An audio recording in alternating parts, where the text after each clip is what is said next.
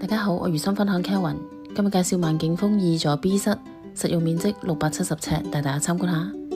入到單位呢，先睇廚房，咁行入去呢，呢個位置可以擺放翻雪櫃，有基本嘅裝修，櫥櫃呢都全部換過晒。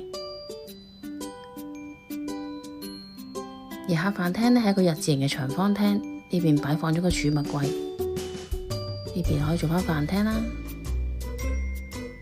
客廳嘅位置都擺咗大梳化同埋個地櫃，睇埋露台，露台都好寬闊，咁景觀呢冇嘢遮擋啦。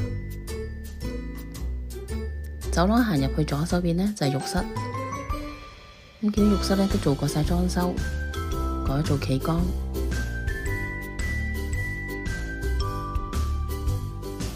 右手邊呢就係第一間睡房。咁佢都係做咗客房，再擺咗張床啦，同埋做咗書台。呢邊都係望返出去，望到球場同埋望到山景。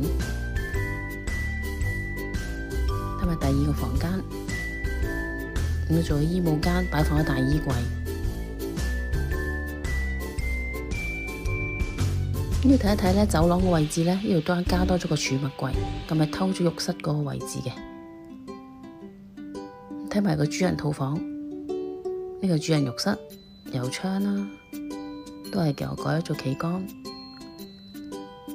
主人房擺放咗床同埋大衣櫃，有一隻角窗。